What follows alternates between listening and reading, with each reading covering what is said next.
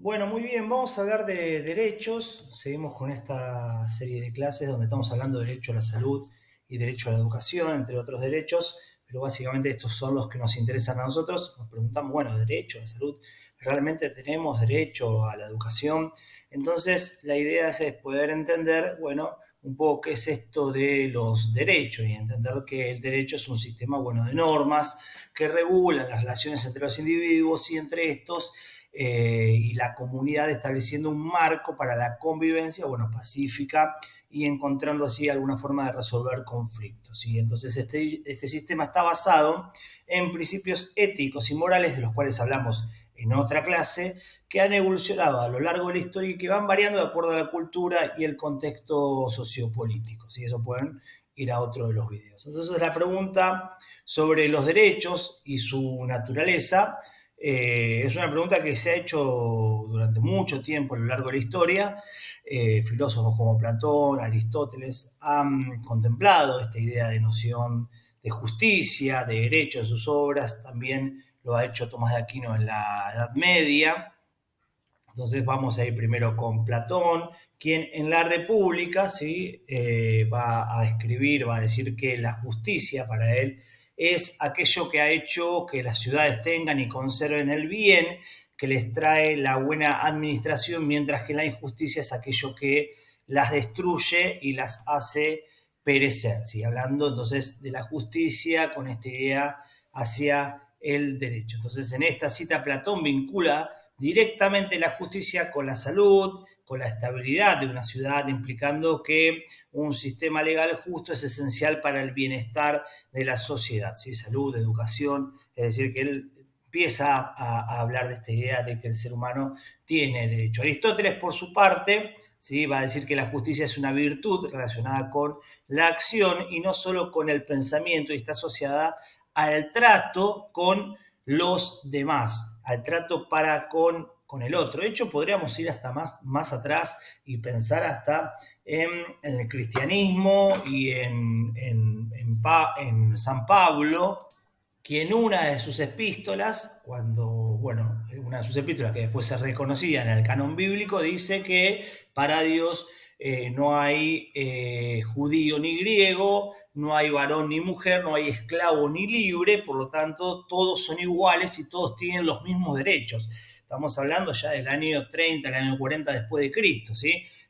Más para atrás, es decir, más para adelante después de lo que vendría a ser Aristóteles. Aristóteles en su momento dice que él considera entonces que la justicia no es solo un concepto teórico, sino una práctica activa en las relaciones humanas, fundamentando la necesidad de leyes justas que regulen las relaciones. Es decir, que Platón, Aristóteles, sino más para adelante, después de Cristo, también tomando tal vez un poco estas San Pablo plantea lo que decíamos recién. Si avanzamos, ¿sí? Entonces podemos ver que Aristóteles, ¿sí? Nos va a decir que la ley es un acuerdo según el cual todos han convenido en obedecer, pero la buena ley es aquella que es justa para con todos, porque puede estar este acuerdo que todos lo aceptan, pero que es injusta.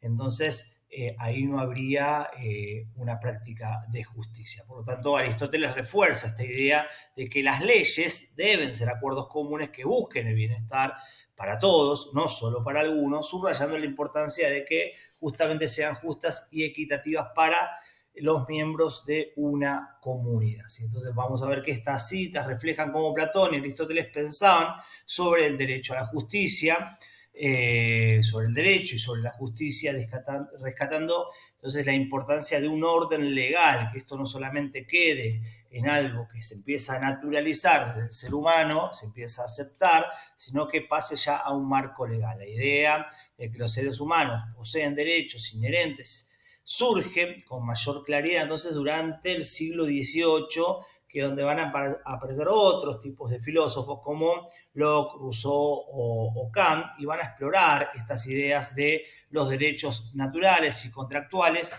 que pertenecen, bueno, justamente a los individuos independientemente de las leyes. Por ejemplo, Locke va a hablar del derecho fundamental a la vida, el derecho a la libertad, a la propiedad, y que el gobierno no debe no violar estos derechos que tiene el individuo.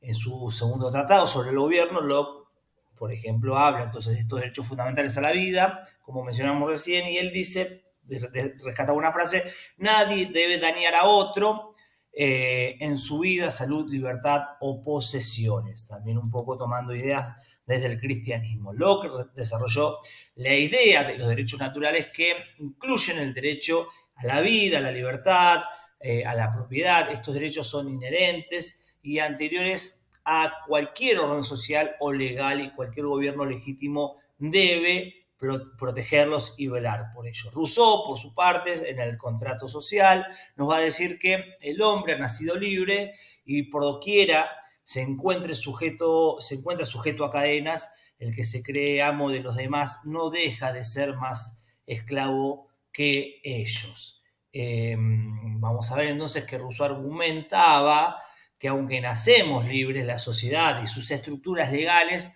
a menudo nos encadenan, nos atan, y entonces va a escribir en esta teoría del contrato social que los derechos y deberes son acuerdos mutuos entre miembros de una sociedad para asegurar que, bueno, la libertad y la igualdad entre las personas. Por el otro lado, tenemos a Kant, ¿sí?, que en esta hora que estamos mencionando en pantalla, nos va a decir, en una de sus frases que podemos destacar, que el ser humano debe de obrar de tal manera que trate al otro, a la humanidad, tanto en tu persona, vamos a leerlo textual, ¿sí? Obra de tal manera que trates a la humanidad tanto en tu persona como en la persona de cualquier otro, siempre al mismo tiempo como un fin y nunca simplemente como un medio, decía Kant.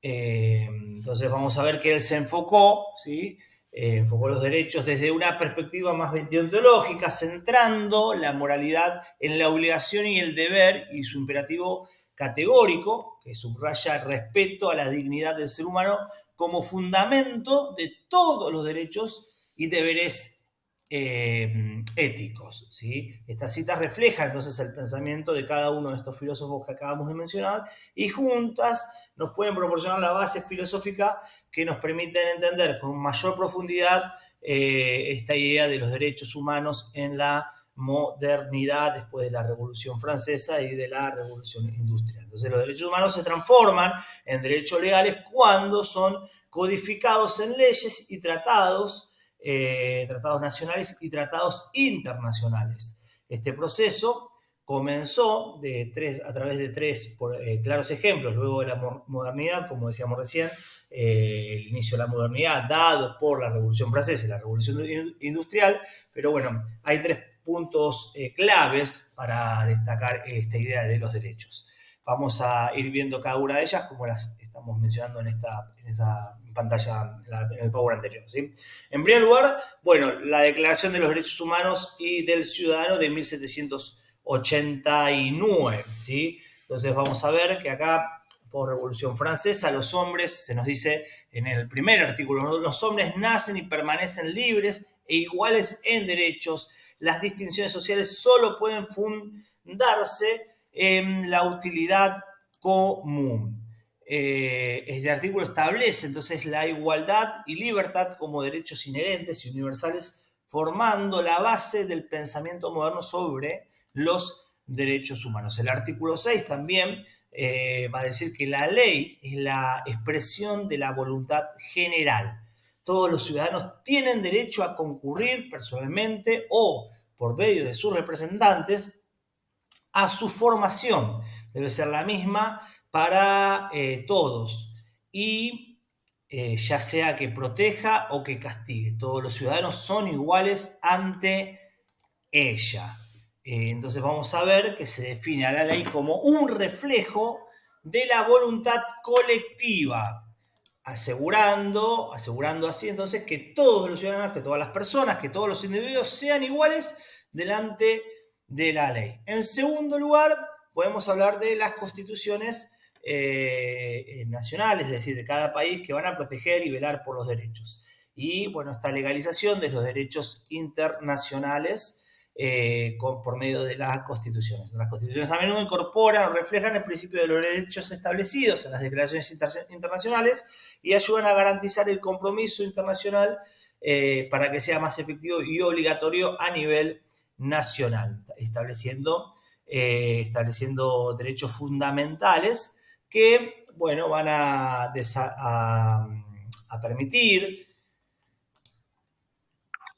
proteger a los individuos contra los abusos que el Estado pudiera tener sobre ellos, orientar también desarrollos políticos y legislaciones futuras.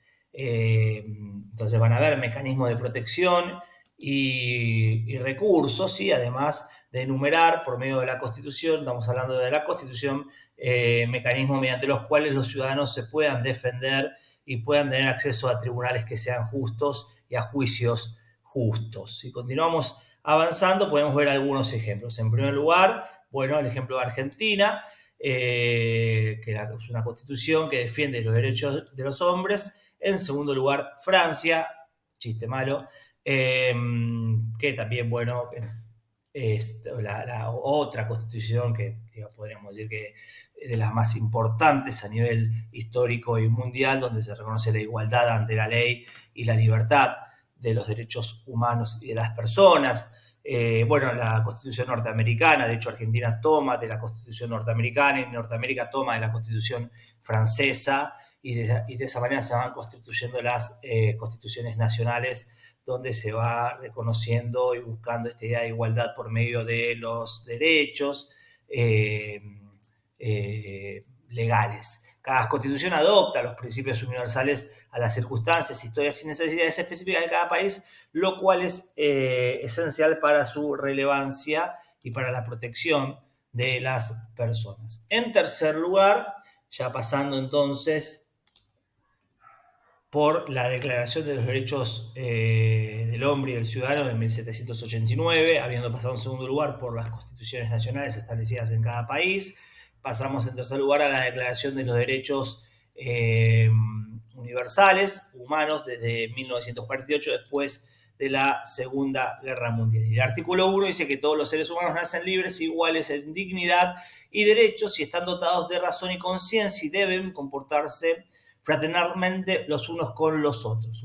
Un artículo que reflejándose la igualdad y la búsqueda de la libertad de cada uno. ¿Sí? También la Declaración de los Derechos nos dice en el artículo 3 que todo individuo tiene derecho a la vida, a la libertad y a la seguridad personal. Otro artículo que es crucial para esta idea de los derechos de los que estamos hablando. Ya para ir finalizando, entonces, estos artículos han tenido un impacto duradero en la concepción de los derechos humanos a nivel global, sirviendo como principios orientadores para las políticas y leyes de muchas naciones, desde donde se va a reconocer dentro de muchos derechos el derecho a la educación y el derecho a la salud. Entonces, si llegamos a la idea de derecho a la salud, es porque la fuimos construyendo desde un punto de vista sociohistórico a través de todo este desarrollo que fuimos haciendo a lo largo de esta clase. Así que bueno,